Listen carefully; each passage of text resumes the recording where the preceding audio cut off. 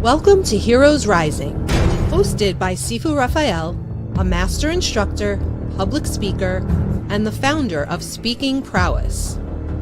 Known for his expertise in empowering individuals through the art of communication and leadership.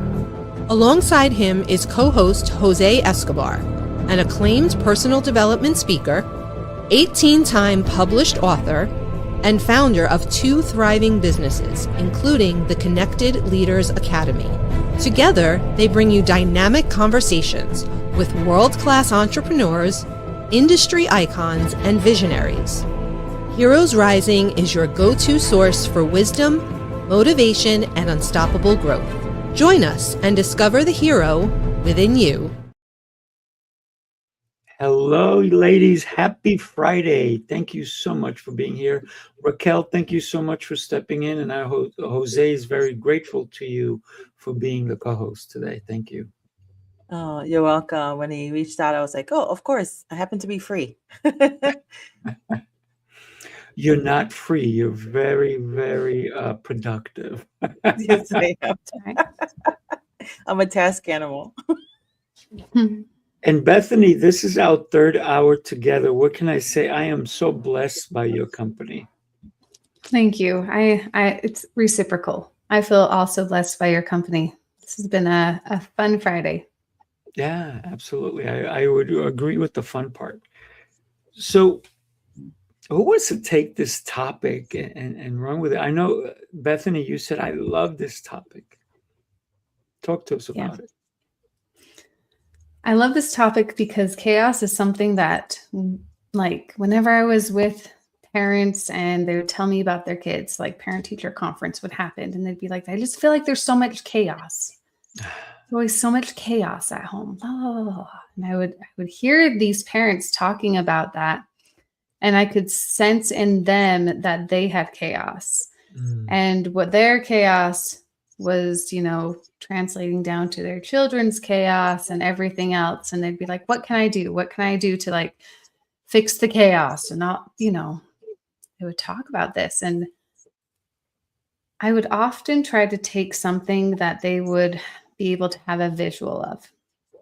Because if we take a bunch of blocks, they are all the same, but they're all different colors, like all the same shape, but different colors. And you dump them out. And then you tell some child, go pick up those blocks.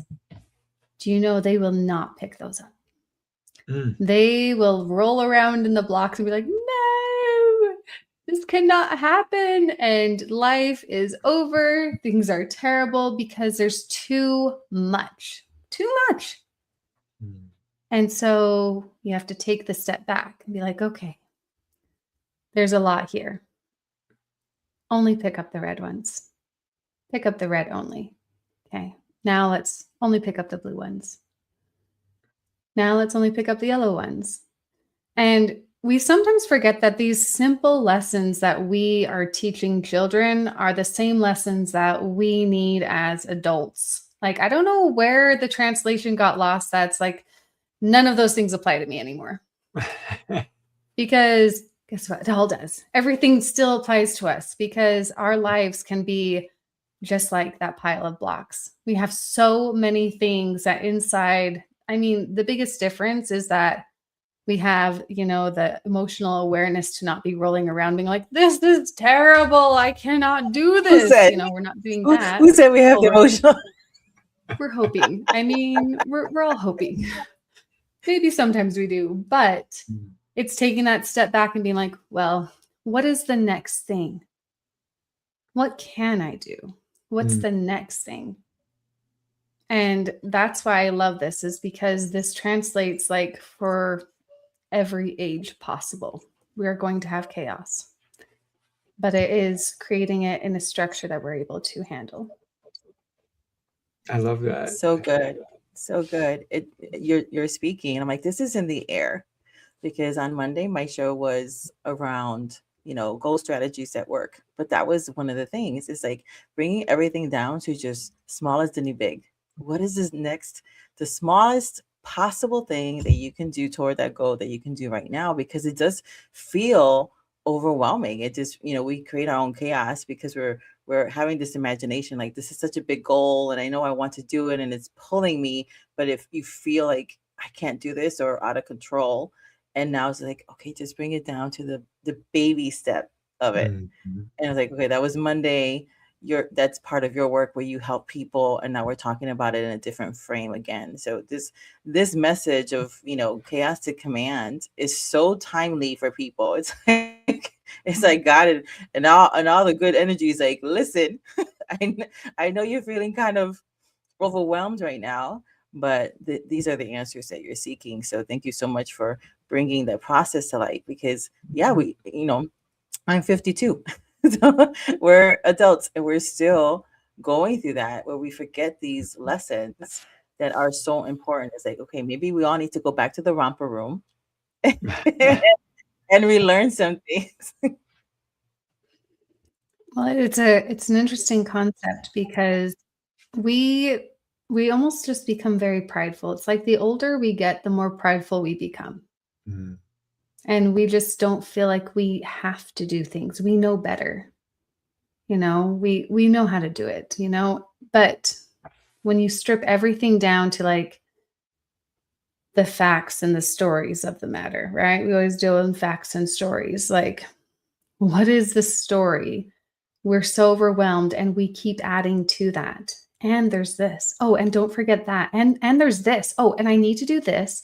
And I Mhm. need to do this. And that's not going to be able to happen because I have to do that first. And then this and this and this. And we're just creating this like mess. And then they're like, "Ah, it's just so much. I just feel so overwhelmed. I just can't do this." Like, and then we do this. And now we're creating even more story. And it's just like this snowball effect. Well, children do that too, except for now, like, my arm is too tired. I cannot pick up. We are creating stories. We're doing the same things. It's just the way that we're doing it is we're just doing it in a very prideful model. Mm. I got to tell you, I'm listening to both of you, and I'm thinking, oh yeah, I sometimes create the chaos in order to command, and it's very interesting because I too work with kids, and we're actually having a Nerf war coming up February 16th, and we had one not too long ago. And a lot of times I'll make the kids crazy. We'll do all these battles and all these things, and we're throwing things everywhere. All of a sudden I go, boom, stop. And they freeze because I get really loud. I can be so loud. People are like, wow, I know you can be so loud. I'm like, give me a chance, I will show you.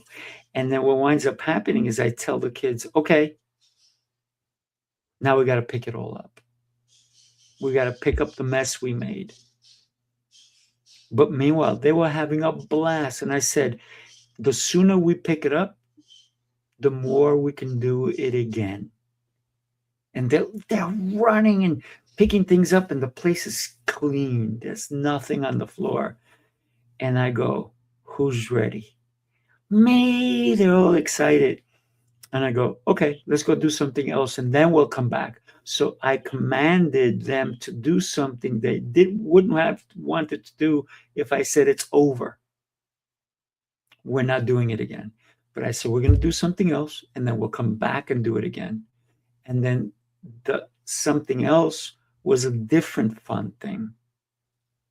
So I didn't take them away from a situation where they were having a blast, literally a Nerf gun blast, right? And taking them somewhere else and saying, now you're going to be bored for the rest of the time. No, we do something else fun.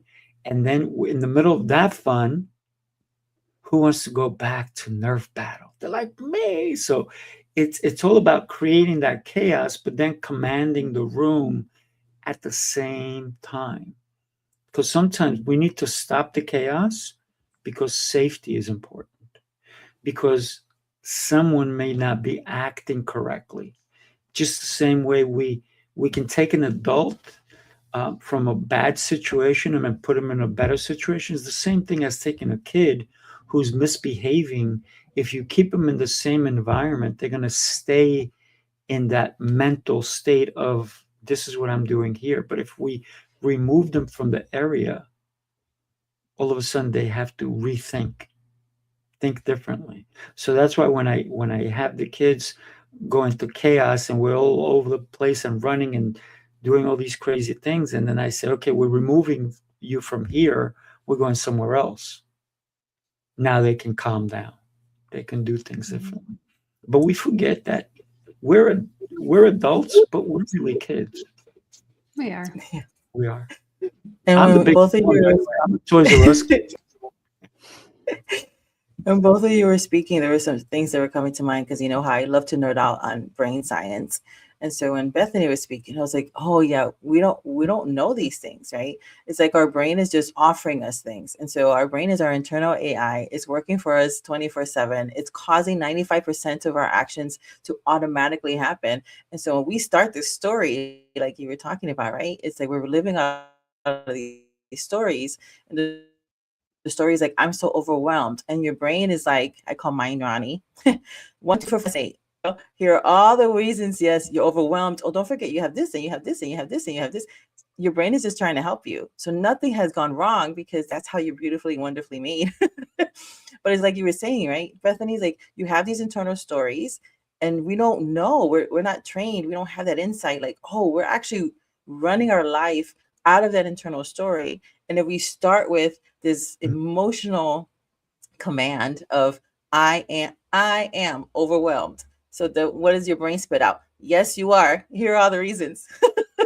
let me make you right. And when Sifu was speaking, it was reminding me of something I always say is that the room rewires you. So if you're in a place where you feel chaotic and it's just really empowering you to stay in that state, being removed and going somewhere else where it's calmer, where it's different, it does rewire you. It physically rewires you. You have your mental real estate, you have your the quantum energy in your brain, your cells are having new information. So all those things are interplay. And I wish I would have known that when I was younger. But these are things that we don't know. We don't know how we're beautifully, wonderfully made. We don't know how we're wired to succeed. And then we end up creating these other narratives of I'm lazy or I'm procrastinating or I'm overwhelmed or I just can't do this. But it's just a story, right? And facts are, people say that the truth is relative. No, it's not. The truth is always the truth. Otherwise, it's not the truth. But facts are relative, which is why when we go to court, we need 2 or 3 witnesses, right? To say, because let's get all the facts together from different angles. But when you're looking at the facts and you're making them your truth, we're like, oh, now we can have a new truth. I can remove myself. I can say something different. I can start a new story. I can move into a different environment and just sit there and allow the calmer environment to take its hold. Those are the things that I was popping in my head as you both were speaking on the subject. I love the talk about environment because I don't know how familiar you guys are with like the Montessori philosophy, theory and philosophy, but one of the most important keys of it all is environment. Your environment will make or break everything. And there have been so many times where the key factors that, I've been trained to do is observe. So you observe first. So you observe the environment, okay? And you have the goal that you want to achieve. Is the environment conducive of you achieving that goal? There's so many times when we don't even think about that for ourselves. For example, for a while I was having like all of the kids in my house, they have to turn in their phones at night, right? They can't have their phones in the room. They have to turn in their phones at night. But sometimes I'm out late. Sometimes they're out late. Sometimes how am I going to set up the environment? Here's the expectation. Is the environment going to be set up so this can happen? So I needed to create an environment that they knew that this expectation could be met and everything would happen the way it's supposed to, because you also have to let them have that autonomy and choice. So I have an entire thing in my room, a shelf designated for cell phone turn-in. And created it. This is what the expectation is for me and for them. I don't have anything. If I can't just expect them to hand me the phone. What if things happen? Life happens. I need to make sure I created the environment so that this would always happen. And we need to do that in every aspect of our lives. Sometimes we have a hard time getting up and going to the gym, right? Well, are you setting up your environment so that that is going to happen? Are you setting up your environment so that you eat the good foods? Because if you buy them at the store and you bring them home, did you set up your environment for them to be successful in this? It's like our environment plays the most key point in everything. So with chaos and everything else, if we want to really, really have control, we need to ask ourselves, is our environment giving us that?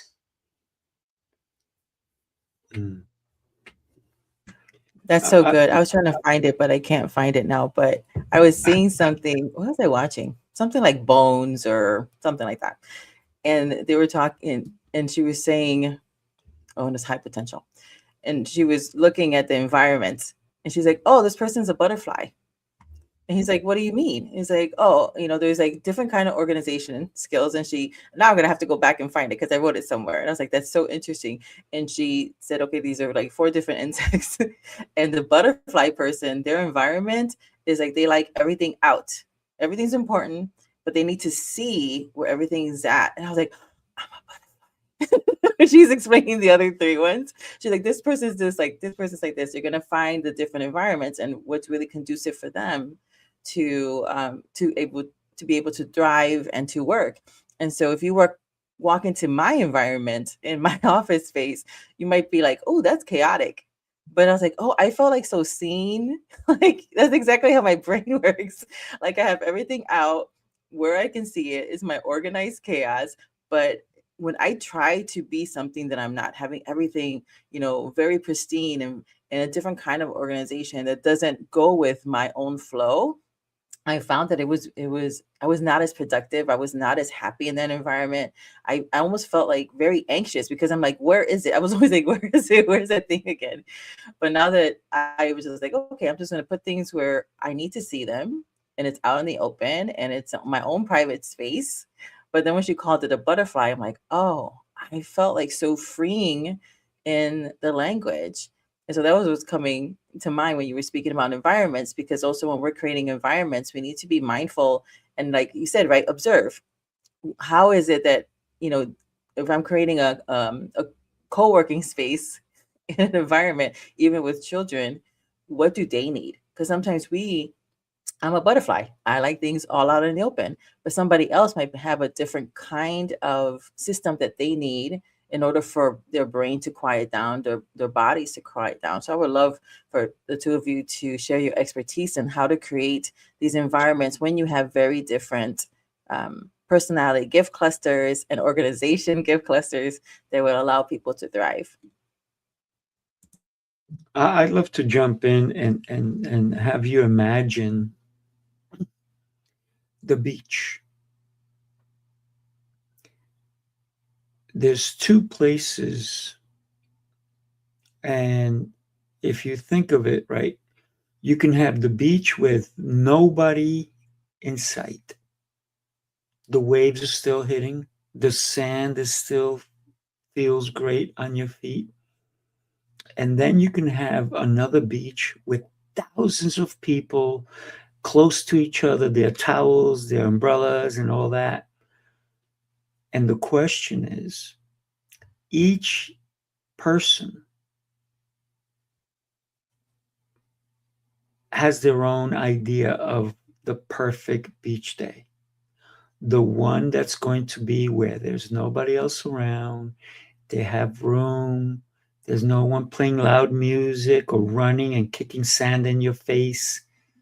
And then the other one where they're going to feel so happy that all these people are around because they're going to look at this one, look over there, they're going to look at this, the music is blaring, all this is, so it's that chaotic environment that makes them feel, oh, I'm at the beach.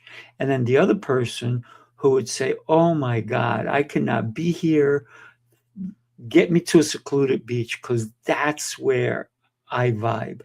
So we all can create our own idea of a perfect environment. But like you talked about the butterfly and you have everything out, it doesn't mean it's wrong for you, but it may be wrong for someone else. So how do we create the environment for everyone? So you have to start thinking of, who am I creating the environment for? Think about a bank, right?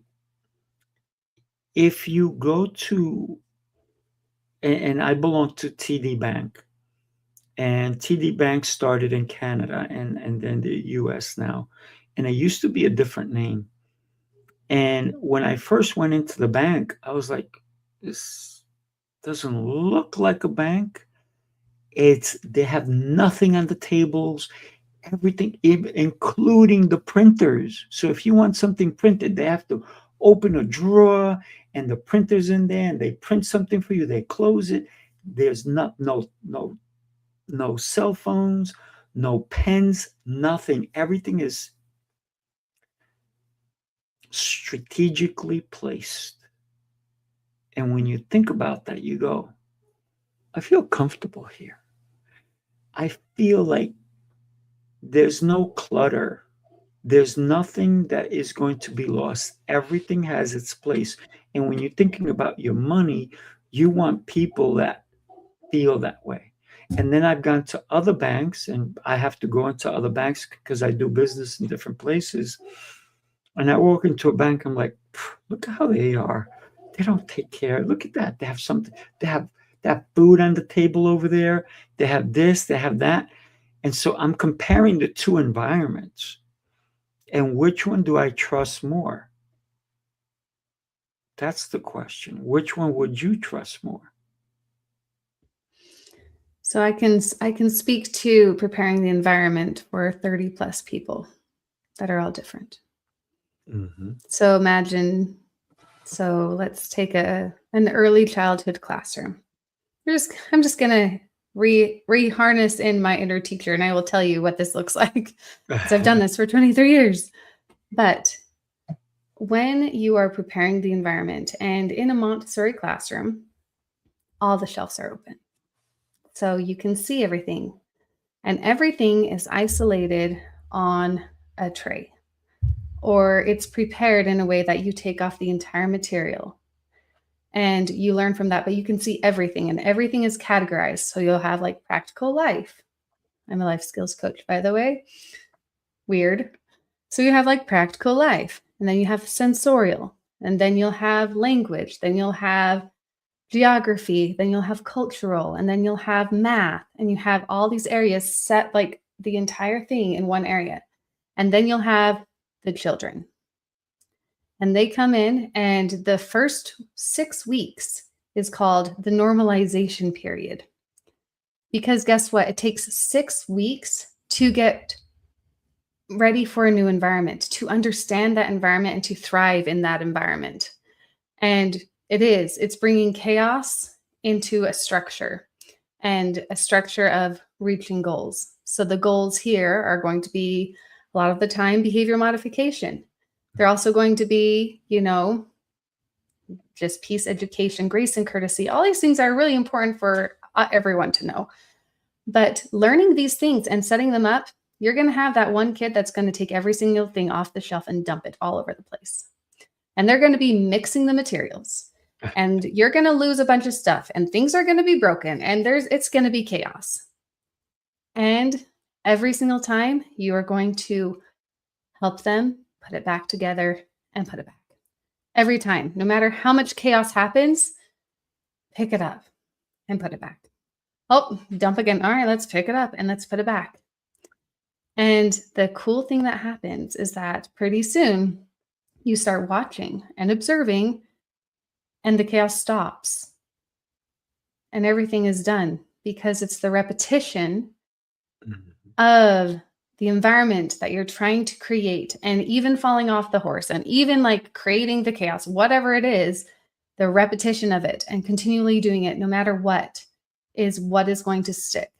Because if you have a goal in mind and you continue going and you fall off that horse and all your pieces get all scattered everywhere, just pick them up, put it back, keep doing it, because pretty soon, maybe it'll take 6 weeks. I don't know. But guess what? It's going to happen.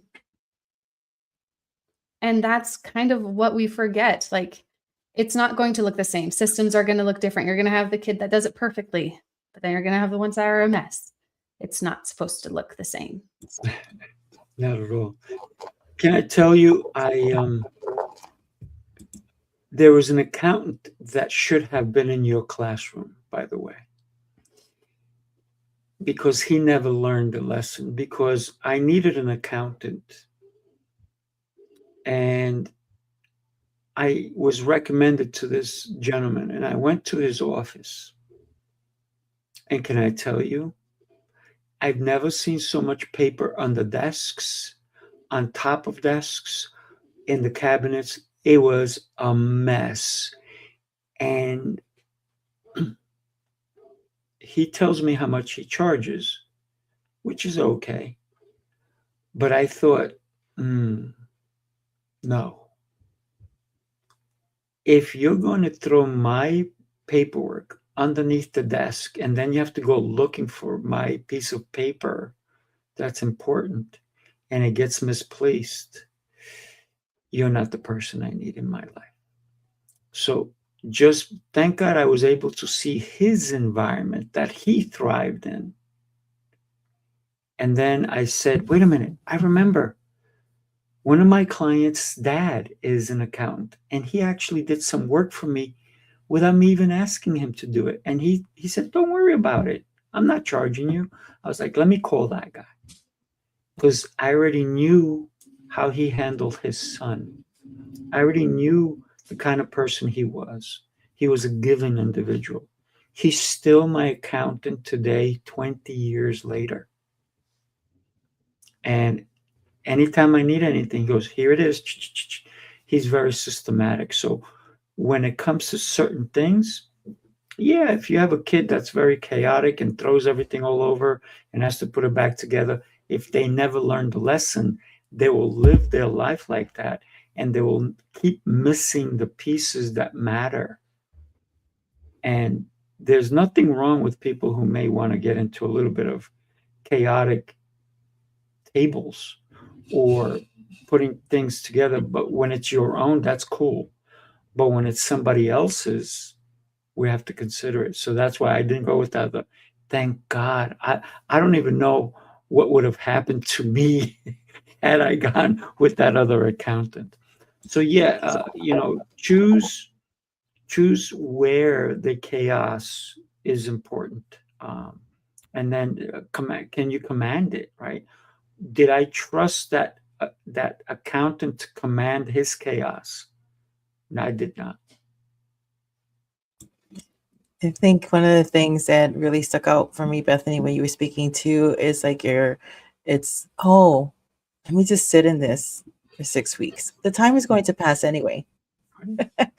And 6 weeks 6 months, is not even 6 a whole years, season. whatever. Yeah, I mean, like 6 weeks is like half a season. So it's like, oh, I can do this for, giving ourselves new language, a new story. I can do this for half a season. Half a season sounds, less intimidating, maybe, depending on how your internal language and syntax is. It can feel less intimidating than like, oh, a whole 6 weeks.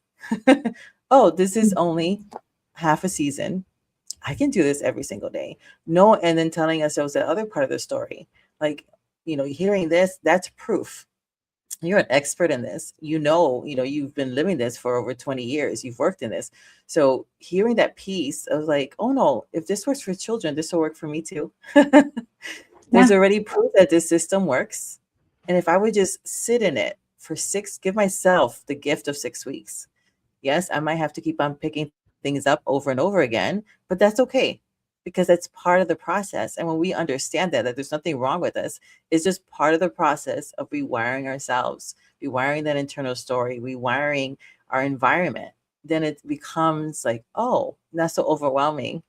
So thank you for sharing that. Because even for me, sometimes when we're moving into new spaces and we're being called into, right, the expansion, and we're like, we might feel weird being in those rooms, but we have to be in the room and we have to give ourselves a chance to just sit in it. And if when we know, you know what, in less than 2 months, I'm going to feel differently. In less than 2 months, I'm going to see another side of myself, the expanded, the upgraded version. I just need to do these couple little things consistently, and our brain loves repetition. That's how it rewires itself. It prefers that over like a high emotional event or trauma. It loves repetition. So I love what you were sharing, that because it really does give us adults hope, like, oh, that's all I have to do. Yes. All you have to There's do, give another. yourself, Oh, go. I was yeah, gonna say just give yourself there's hope. a cool thing about this, that when you are doing this, you have times blocked throughout the day, which is called restoring the environment. And this is the part that I think that we forget. Like, we actually don't set that time apart to restore our environment, because it's gonna, yeah, it might take 6 weeks until this is just like, can do this. I am on top of it. But taking that time and that mental capacity and that awareness to be like, I need to restore the environment. Oh, before I stand up and grab something to eat, I have to restore the environment. Oh, before I go do this, I always make sure I restore my environment before I move on. And restoring the environment isn't just, and this is something I feel like is being lost in translation through generational, I don't know, non-education of it. I don't know. But we are forgetting that when we respect our environments, we feel better. Mm. Like, there's no respect for environments, like closing a door. I have a lesson on how to open and close a door, because that is an important thing. It's an important thing to turn the handle and you open it up. And guess what? When you are through that door, you grab the door, you turn the handle, and you close it. And practice doing that without sound, and practice doing it slowly and intentionally. Every single thing that we do, when we do it with intent, shows respect for our environment, shows respect for us, and makes it that much more important, because that's grace and courtesy. That's peace. That resonates from within. It's beautiful and it shows. I want to become a little controversial here, just for the fun of it, because the more we talk, the more I'm thinking the nutty professor. The nutty professor does not look like the other professor, who looks all combed, all debonair, and the glasses are fitting right. The other one's like the glasses are shut. He's got, his shirt is sticking out, and he rambles on, and he does things. And if you go walk into his office, there's chaos everywhere. There's papers, there's this and that. But usually it's the nutty professor who outthinks the polished one. So what I want to say to everybody listening to us is that we're not telling you that if you have a mess in your office or anything like that, that you're less than. We want to say that you have to take control, or should I say command, if you live that way. Because I know a lot of people personally who, if you came and you tidied up their desk, they would lose it, totally lose it. And they're like, now I can't find anything. And then the other person turns around and says, but I put it all in this neat pile for you, and I categorize it. I put it in order. I alphabetize. I can't even say the word because it doesn't want to come out, right? But I put it in a way that you can find it. See, here it is. I labeled everything. And they're like, yeah, I can't work that way. And then they lost their mind.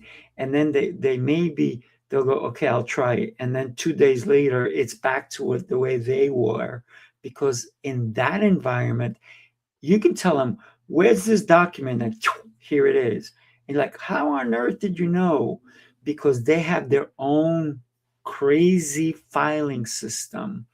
And so I don't want to say that we're knocking you if that's how you can function, but how do you feel in that chaotic environment, right? So for me, I have different spaces that I do occupy, different offices that I go to.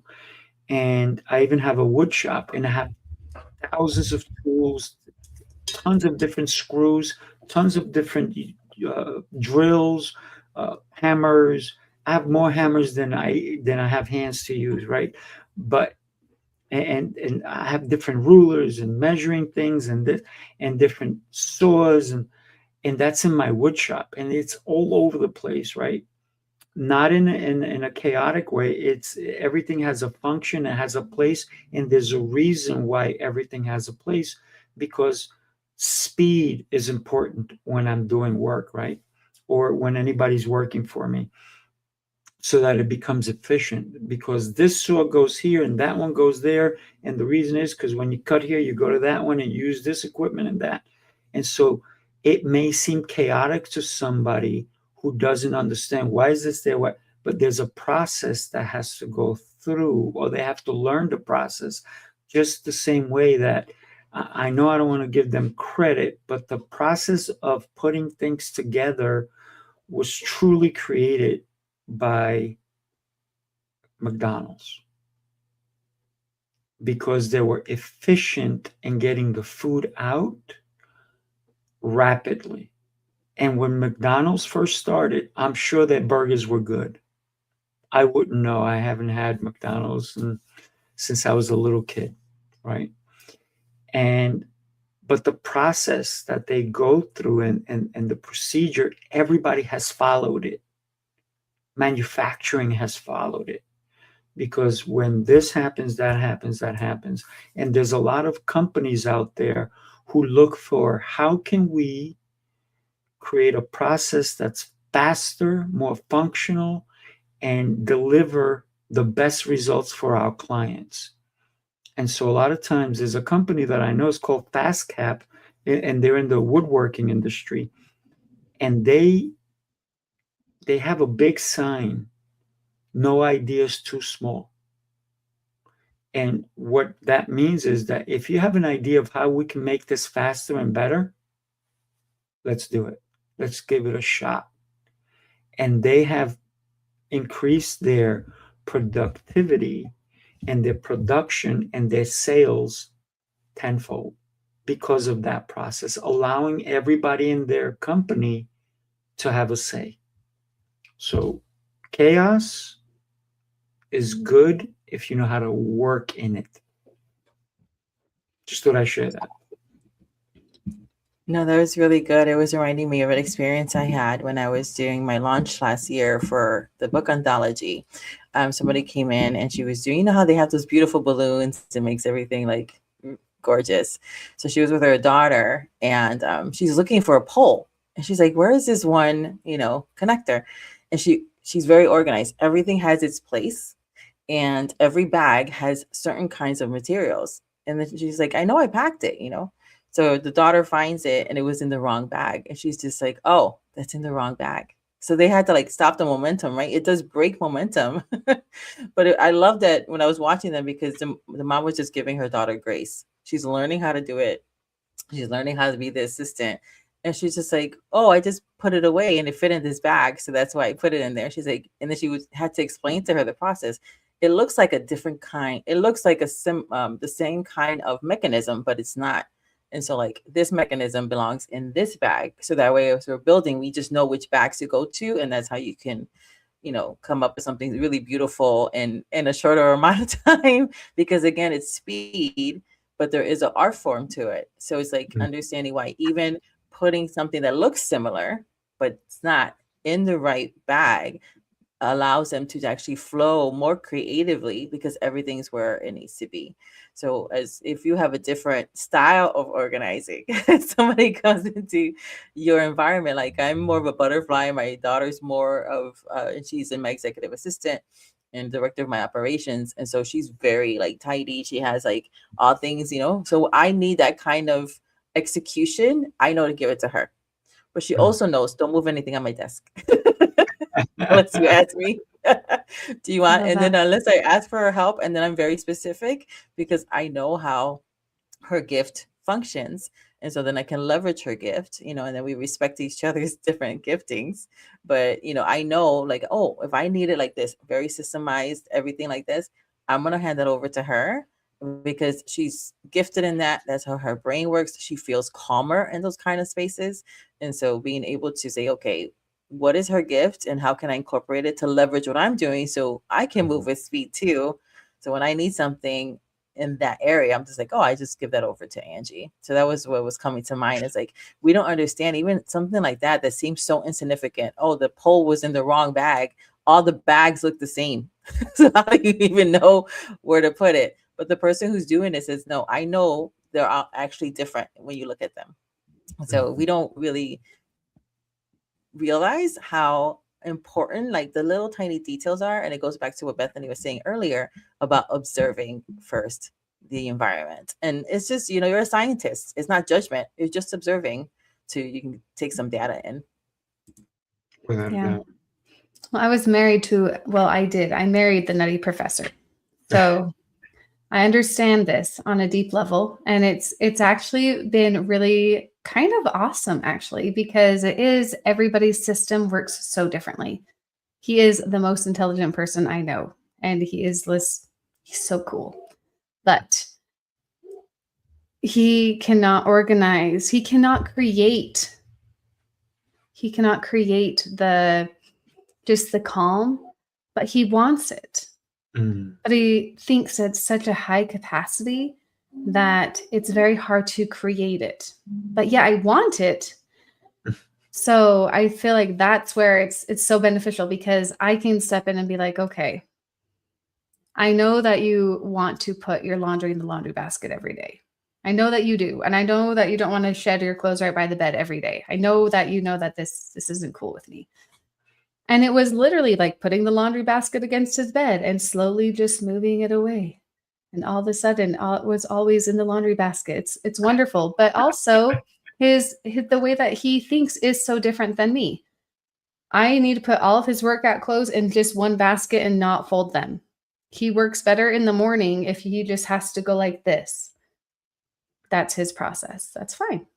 But it all looks different.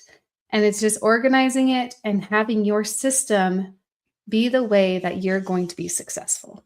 And it always looks different, but that system is going to bring you peace.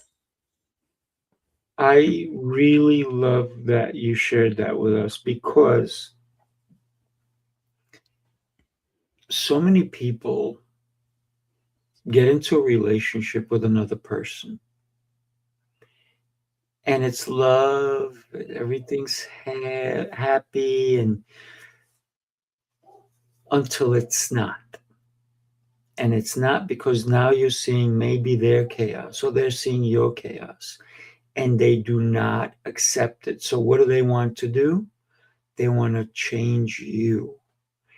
And you have to remind them, remember you fell in love for who I was, not for who you want me to be. Remember that. So a lot of times we fight that struggle of let me change them so they fit into my world instead of let us merge our worlds so we can communicate at a higher level together. And you just putting the basket closer to his bedside, that was just you communicating with, I'm going to let you do what you do, but here's a little nudge, if you will, right? And that was because if you would have kept fighting him on it, as you know, it would not have been good for either one of you because you both would have been frustrated with one another. And you kind of trained them, but he allowed it because he realized that it made sense. But had you come from a different angle, I think it would not have made sense for him, and it would have been a fight, if you will, right? And I see a lot of people are not accepting other people for their chaos, for their way of doing things. And if you're working in a team, you do have to work together to create the outcome, right? And the process should be where everybody's is doing their due diligence so that the outcome is great. But if somebody comes along who you never expected and they change things, it could be bad or it could be better. The question is, do you give them the time or the space to allow change to happen? Right. And we talked about change earlier, one of our other episodes, but we have to consider that when somebody says, if it ain't broke, don't change it, that's because they're not seeing a better way of doing things. And if it wasn't broke, don't change it, we would all still be in horse buggies. There'd be no cars. Look, there would be no EVs now, right? And it's because we allowed, there'd be no rockets, no airplanes. We would still be like, I will see you in 3 days when I gotta feed my horse, I gotta water it, I gotta do all these things. So I think that we have to look at the way we live in the world today, because it's ever changing and chaos will always appear. And it's how we handle that chaos. Because what chaos is happening today, tomorrow's chaos may be totally different based on what tomorrow brings. Yeah, so good. It was reminding me when I worked in corporate that I saw personality gift clusters like that, and I call them guardians. And so a guardian is somebody who doesn't want anything to change. They're just like, right? If it's not broke, don't fix it. Why are you bringing in a new system? Why, you know? But what you recognize with them is that most of the time, people who are guardians, right? They don't want the things to change. They're also very good at resources. They're also very good at making the most out of what you have in your hand. So even in a team environment, if you have somebody like that, I found, hi Eddie, I found that if you give them 3 weeks to hem and haw about it, just let them get it out of their system. Go ahead and complain. This is the way we're going. But if you give them at least 3 weeks to kind of get used to what's coming, the change is coming. By the time the change comes, now they're the guardian of the new thing. So again, it's like what Bethany keeps on talking about the observing, and you're observing the people, like, okay, how do they work? And if is it that they don't want to fix it, they don't want to change it because they're a guardian, and there'll be clues to that where they're really, really good at making sure that the resources are spent well, in which case then you know what assignments to give them because they're so good at that. Or is it that, there's some other reason for that? But I found that a lot of people I worked with, when they were like, I don't want to change it. Why are we doing these new things? I was like, let me just give you 3 weeks and here are all your ideas, all your complaints about it. And then sometimes their complaints, I was like, oh, I see what you mean here, and then if I can, institute it into the change or keep it, then I would. But most of the time they just need a space to just about it. But again, they were very, very good at the resources. And we need that too, because we need people who have those kind of giftings. So we're not wasting, going after the shiny object or wasting resources, time, energy, money on things that, really we didn't have to change at this point in the funnel, whatever it is that we're doing. Mm-hmm. Yeah. So let's go back from chaos to command.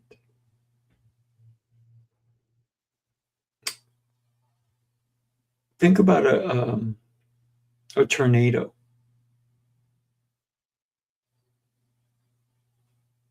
A tornado comes in, destroys everything in its path. But what's after the tornado leaves? What are two things that are very apparent after it? I've There's never actually chaos, seen a tornado. destruction everywhere. But also, what else that we see? The sun. It's a beautiful day. It's gorgeous. And what happens after that? Chaos, all the destruction, rebuilding. And what is the main thought of everyone who needs to rebuild? There may be some loss of life. There may be financial losses. But what is everybody's thought? We need to build better. So with chaos,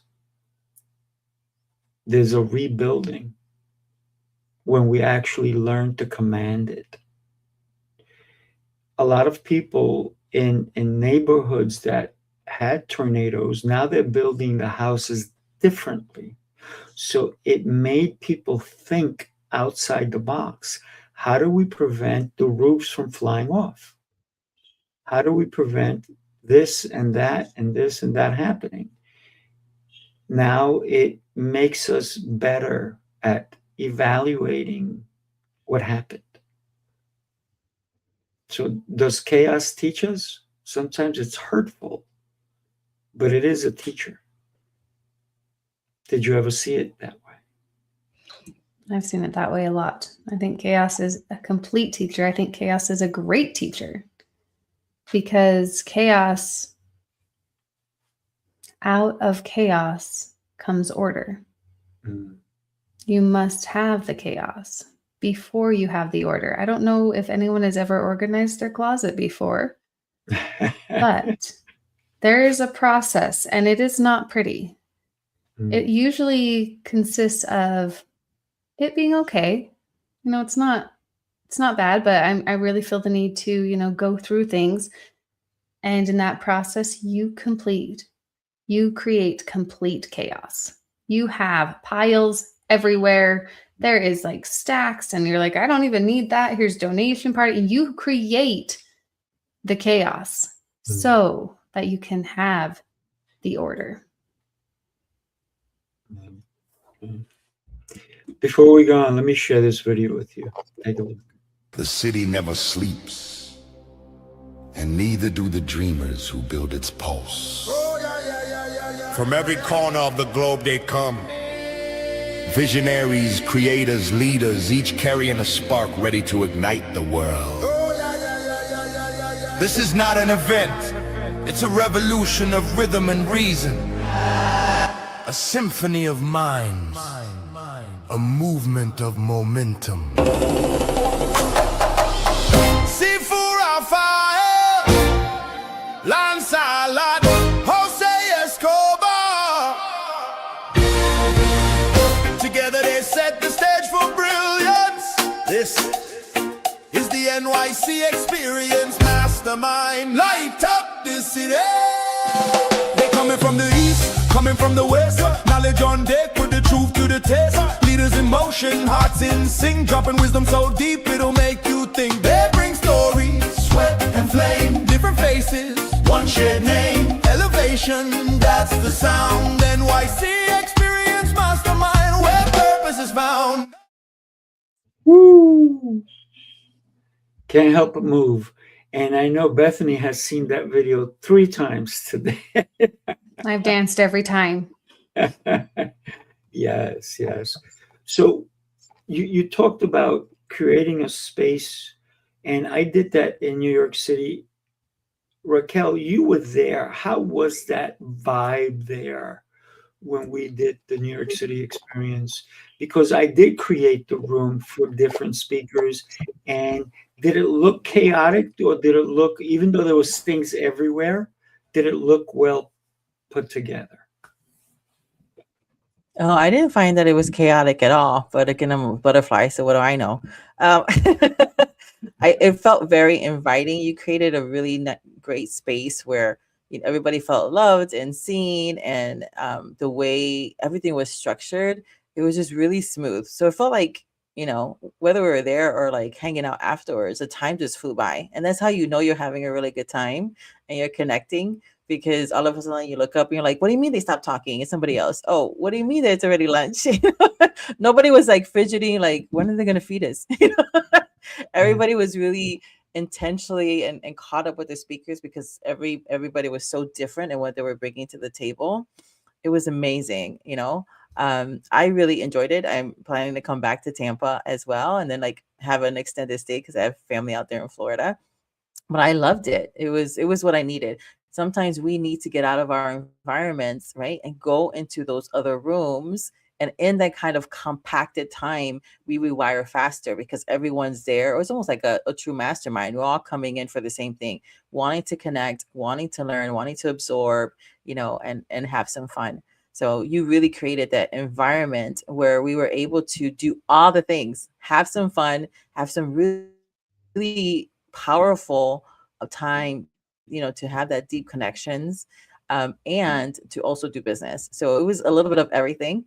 And I really enjoyed myself, which is why I'm like, oh, you need to come. So if you've been watching it, like, I don't know if I should go. Yes, come, because the room will rewire you. I came in one way and I truly left differently after those couple days with everybody. I appreciate you saying that. And that's why we created such a space. And that's why we continue to do it, because my goal with creating the New York City experience is to get away from all the other rooms I've been in, which, not that they're not great, but I didn't feel rewired, like you said. I didn't feel energized. It was like, oh, great day, and then that's it. I'm done. There was no business. There was no mastermind. There was no connecting. And I think that when we get into a space and we can actually connect with another human being, that's golden. And but we don't want you to come to New York City experience and connect with one person. We want you to connect with as many people as possible. And you walked away getting to know so many people and connecting at such a deep level. You and I connected even more, and I know we're going to even connect more in Tampa. So it's going to be fun. And that's important, right? Because we're moving into um, a period of time where the small rooms are the big things, and people are desiring to really have real connections. And you hear about it that there is a trust recession happening, and so these kind of spaces help you to be around people who are just like you, who are heart centered, but they're also visionaries. They also are moving it. They also want to help each other, really want to refer one each other, really want to build each other up personally and professionally. So this is why I really love that experience. And I walked away, yes, doing business with some people, and I have like plans, and I'm doing business with some of the people there throughout the year. So it was, yeah, for business it was great, but the connections were amazing because this is great too. Thank God for Zoom and coffee chats and messenger things and LinkedIn and things that we can do that. But there's something when you get to see somebody live. And like one of the people I've always wanted to meet was Alethea, and she was there, and you were like, "You're real." So it was just really nice to meet her in person, even though I had worked with her a lot online, and we chat and things like that, and we've connected deeply in that form. But when like we saw each other live, it was just different. It was just Mm. different. And Shiraz, the same thing. I bought his books. I'm always talking about him, how brilliant he is. But it was different when we saw each other live. I was able to connect and really have some like significant conversations. So I'm really grateful that you did it. You did create the room where we can do all the things as entrepreneurs and deeply connect, which is the most important thing. Absolutely. And one day when Bethany is not so crazy busy with all her stuff, she's going to be in the room with us, and we're going to have a special session where she's going to teach us some special dancing. You want to talk about that? Yeah, apparently I'm going to teach everyone how to dance. I haven't picked the genre yet, but that's going to be out there. I'm thinking samba and using the theme song. Ooh, look at that. Yeah, I love it. I love it. Before we wrap things up, I'd love to give you both a chance, 45 seconds. Share with us why somebody needs to connect with you.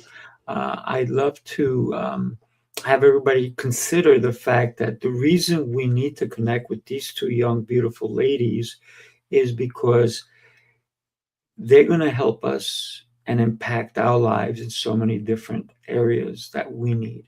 So, Bethany, you're up, my dear. Well, I think you should connect with me because I can teach you the life skills that you're missing. I can teach you how to really care for yourself in emotionally, spiritually, physically, socially, and intellectually. Because when you're okay as a person, you are okay for your relationships and your business and everything else that really needs to fulfill you. Love it. Definitely connect with Bethany. And Raquel, my dear, you are up. Well, my specialty is being a visibility rewiring person, and also visibility amplifier and identity rewirer. So I love doing that. I do that in different formats. I just launched a radio station just because why not? But my favorite thing that I'm obsessed with is making people immortal in 5 days or less. I take your mission, your legacy, how you love to show up and serve your people, and make you immortal by doing it through music, because it's the only thing that's going to outlive us. It's a great way to also shrink incredibly the know, like, and trust factor. So if you want to amplify what you're already doing, or you need some identity rewiring, I'm your girl. Yeah, absolutely. So once again, connect with Raquel. I am Sifu Rafael. What can I say? I'm easy to find, sifurafael.com.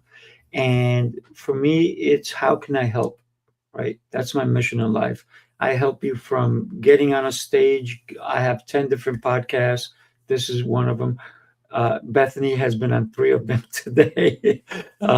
And if you need to get on stages, if you need to understand how to deliver your keynotes, I can help you with that too. I have a communication school. So connect with me. How can I be of service to you? Thank you, everybody, for being here with us. Ladies, I am blessed that you said yes to being here today. Thank you, thank you, thank you. Everybody, do yourself a favor. Share this show with somebody who needed to hear today's message. Thank you. God bless. Ladies. Thank you.